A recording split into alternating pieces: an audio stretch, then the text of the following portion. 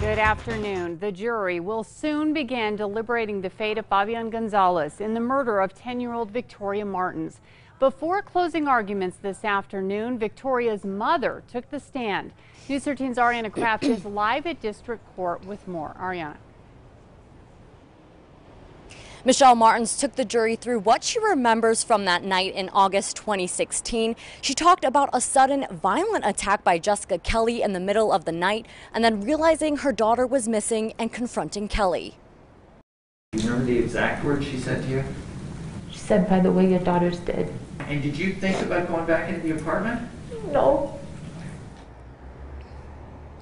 Martens testified that Gonzales, who is accused of helping dismember her daughter, was with her most of the night, and they both awoke to Kelly on the attack. She says they fled the apartment and called police. It wasn't until later that morning they realized Victoria was in fact dead. But prosecutors challenged that testimony, getting Martens to confirm that she couldn't be sure what Gonzales was doing the whole night after police alleged Victoria was already dead. Then during closing arguments, accusing Martens of lying and being part of it, just like Gonzales and Kelly. There were 7 hours after 8:48 to come up with what are we going to do? What are we going to do? You heard testimony about both Michelle and the defendant using the word fishy when used to describe Jessica in their interview. They were talking to each other. What are we going to say? The plan was to get rid of Victoria. We're going to get rid of her. We're going to cut her up. We're going to get her out. We're going to get all this stuff out. But in the end, Jessica went off the rails, or off the chain, so to speak. She ruined the plan.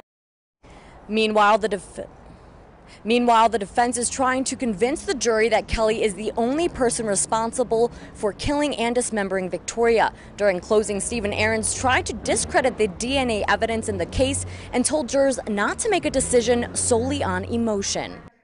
Reason would tell you this is not a complicated case. It's actually fairly easy to solve.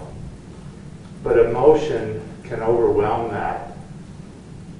There is an urge to flush anyone and everyone remotely connected down the toilet. Michelle Martens was dating Gonzales for about a month before Victoria was killed. Prosecutors say even though he didn't actually kill the girl, his dangerous lifestyle led to her murder, and that's why he's being charged with reckless child abuse resulting in death. Back to you. Okay, thanks, Ariana. Now the jury will have to deliberate 9 counts in all: the child abuse charge, also tampering with evidence, and conspiracy. It's unclear at this point if the jury will begin deliberations today or be pushed to Monday.